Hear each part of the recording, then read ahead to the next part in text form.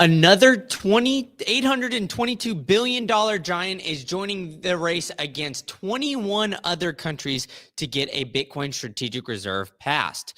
This nation state FOMO is something like we've never seen before. But just how significant is another giant getting into the race? Let's first line out these 21 other countries and see some comparisons and some similarities in all of them. So, as I lined out here at the beginning, there are 21 other nation states that we know of currently exploring Bitcoin strategic reserves. That includes big countries like Argentina, Brazil, Canada, El Salvador, Japan, Russia, Turkey, Ukraine, United States, Venezuela, and Zimbabwe. Now, if you think about all of these different countries, a lot of them have economic instability, but some of them, on the other hand, have very stable currencies, very stable things that, even the United States, right? It has the global reserve currency. But this nation state FOMO is something like we've never seen before because it seems like everybody's getting into the race at this point. You need a Bitcoin policy. You need some sort of Bitcoin strategy going into 2025. Now, who is this next one? Of course, we're talking about the state of Ohio. So you might be saying to yourself, okay, the United States is really digging in to the Bitcoin strategic reserve. But just how drastic is these states getting into it? Well, the state of Ohio would be ranked the 20th GDP in the world, similar to Switzerland.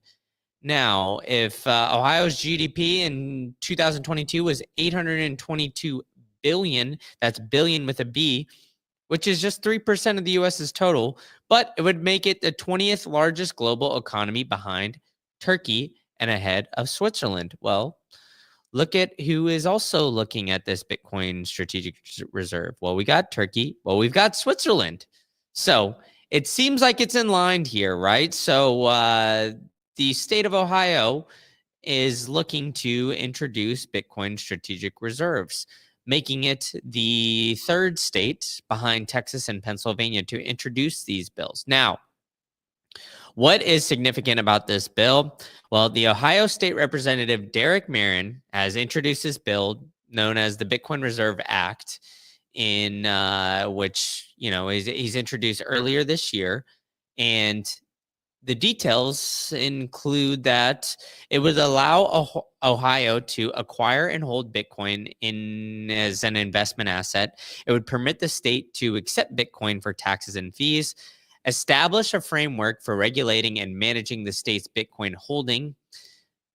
The proposal is actually very, very bullish here because it would allocate the portion of the state's budget surplus towards acquiring Bitcoin.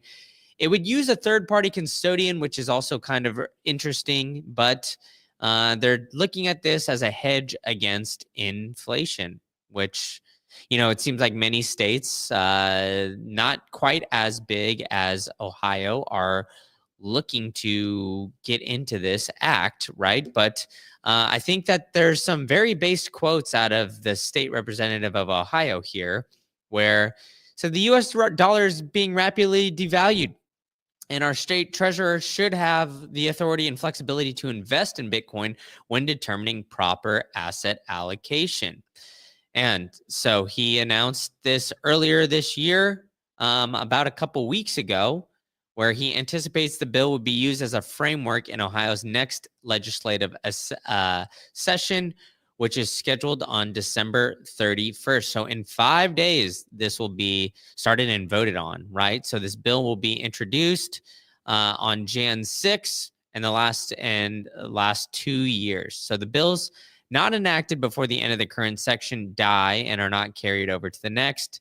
But this bill hopefully will pave the way because, Bitcoin is revolutionary finance and will reshape world's economies. We must have sound money. It's like digital property and rights for everyone who owns it. So, I think that the state representative of Ohio is very based when it comes to this. He really understands a lot of the Bitcoin properties, why it should be something that state lawmakers and state legislators should really take a close look at. And I don't think he's just, kind of putting it out there. But what is an interesting little wrinkle of this bill? Well, it's that JD Vance used to be the Ohio State representative before becoming vice president, right? So he's been at the forefront of a lot of Bitcoin policies, crypto policies, for better or for worse, but mostly at the head of innovation when it comes to Bitcoin. Now, because he's been at the forefront of this innovation, President Trump has put him in the vice president, seat, and is very much, kind of gone through that direction. So I think that, more and more people are realizing that this can and will, you know, catch up a lot of steam. A lot of people are realizing that if you want to get your name out there, you need to have some sort of Bitcoin strategic reserve strategy where, very others did not previously have some sort of strategy. But, as we're saying here, Derek Marin, Republican representative, the Midwestern state is now presented the bill. It's HB 703 for those who want to look it up. It's dubbed as the Ohio Bitcoin Reserved Act. And it's the strategic alternative to the devaluation of the US dollar, as I kind of stated there earlier. So, I think that, like I said, it's going to be a state's arms race here where we're looking at a bunch of people who are realizing that, this dollar is rapidly devaluing. Now, I think it's very interesting, just who all is being involved in this. It's the BTC Policy Institute as well. They're doing an outstanding job here and really getting at the forefront with a lot of state legislators. They're realizing that the writing's on the wall for the United States dollar. Plain and simple. There's no way to get around it. There's no way to avoid it at this point. So why are you going to deny it, right? You have seen the rapid amounts of inflation over this period of time. So what's the point of really, kind of diving into the Bitcoin or diving into the dollar, having cash reserves if it's already going to devalue, right? Doesn't make any sense. Well, we've had a lot of people kind of push for this at the forefront. One of them being David Bailey, CEO of Bitcoin Magazine, where he has also shown that, this Bitcoin Policy Institute and America's Bitcoin Strategic Reserve is real, and it basically just needs a signature at this point. So, I think that this is going to come. Poly Market, last I saw, had the odds of the Bitcoin Strategic Reserve being at just under 60%. I think it should be higher at this point. Maybe it's a little bit of my own personal delusion just seeing all this stuff, but it seems like the writing's on the wall. I mean, it seems like a lot of people are starting to pay attention, and it's not just the states of Ohio, it's not just the state of Pennsylvania. Like I lined out before, it's 21 other countries. 21. Coincidence?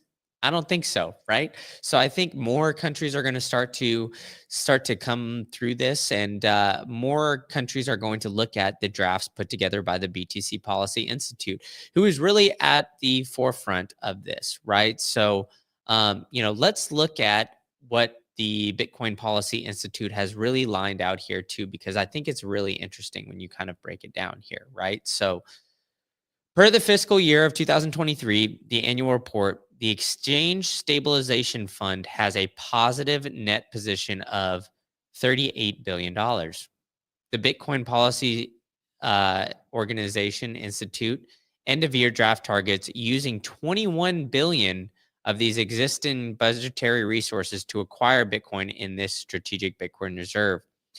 This requires that no additional budgetary expenditure nor expansion of the federal deficit. See, I think that is really important here, that they're not going to look at, hey, we want to expand and borrow against the future debt of this nation, really put out a risk for the state of Ohio. No, no, no, not so fast, my friend. What they're saying is simply they want to use the existing dollars, existing debt, existing money that they already have there for the state of Ohio and use that to purchase Bitcoin. Seems like a no-brainer. That it's just simply sitting in cash on the sidelines at this point. So why not use it to buy Bitcoin? All right, now let's continue on here. So, moreover, and strategic Bitcoin reserve is strategically aligned with the mandate for the Treasury to utilize the ESF to help safeguard the U.S. economic prosperity by strengthening the external environment to support U.S. growth, preventing and mitigating global financial instability, and managing key domestic and global challenges. Now, see, they lined it out here in this as in thousands of dollars, right? Where they have the total assets, total liabilities, net position, what this could kind of change in the outcome, right? So I think this Bitcoin strategic reserve, like we said, it's just a matter of a signature at this point now. And I think, the Bitcoin Policy Institute is at the forefront of this. They're leading the way. They are going to be leading the charge and really bringing it in, right? So I think it's them, the Satoshi Action Fund, all these guys are really fighting to make sure that the US does not fall behind, because I think that lawmakers around the United States are actually starting to come around to the fact that if they don't have some sort of Bitcoin strategic reserve, Bitcoin policy, Bitcoin, thought coming through their head, they are going to fall behind. They understand it. Just like with businesses now, where if you do not have some sort of Bitcoin policy, you're going to lose, plain and simple. I mean, if the whole United States is going to look at it, why do you think that it's going to be risky, right, at this point? So not only will it work for the state and treasury level, I think it's going to work for a fiscal level as well, right? Where it's not just going to be these states, it's going to be, the full United States as well. But let's dive into this Bitcoin Policy Institute, because I think they're doing outstanding work. So, what all do I potentially expect to see? Right. So, 2024, they've had some great articles come out looking at, some of the educational stuff for Bitcoin, the rebuttal to former vice president of the Federal Reserve Bank of Atlanta, saying that they're to flawed research from the ECB and Minneapolis Federal Reserve. Now, see, I think that is interesting. They're not afraid to necessarily go at other politicians or other people to say that they're wrong, right?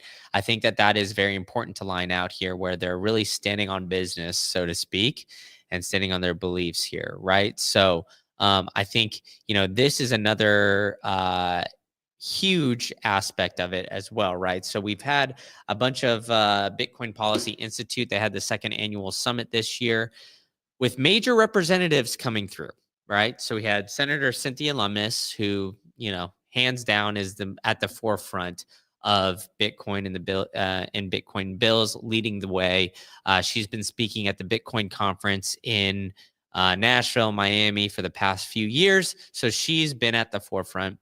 We have Senator Gillibrand, Democratic Senator of New York, Senator Blackburn of Tennessee, Representative Willie Nickel of North Carolina, Patrick McHenry of North Carolina. So 2 from North Carolina, and Tom Emmer from Minnesota.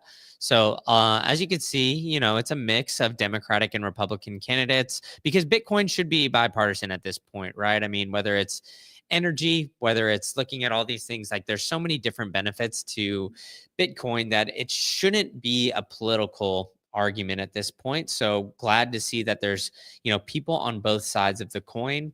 And I think that will continue here and start to go on, right? I mean, I don't think that there's going to be any sort of, like political lining, except for you just need some sort of Bitcoin strategic policy, whether it's putting it on the overall country's balance sheet, state's balance sheet, something along those lines. I think that, at this point in time, you need to have some sort of opinion on Bitcoin, whether good or bad. You can, put your foot and stamp your foot on the bad side if you'd like. But to me, to be honest, at this point, I think it's just going to be a losing argument.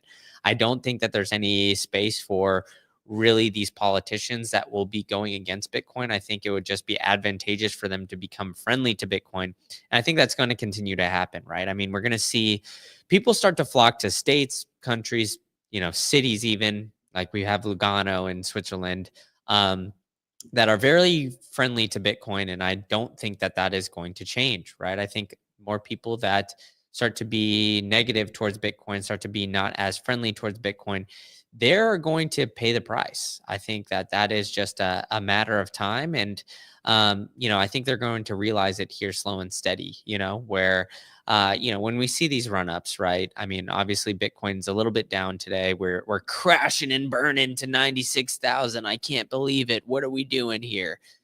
All jokes aside, I think, one of the bigger drivers is the Bitcoin price run up here. So we've, even in this past month, we haven't had a huge run up, only 3%, because we had such a massive run up in that month of November, where we saw it drastically drive up. But I mean, let's look back at this, folks. Like 6 months ago, we were at 60,000. Now we're complaining that we're sitting here crashing to 96. I mean, I think that's absolutely insane.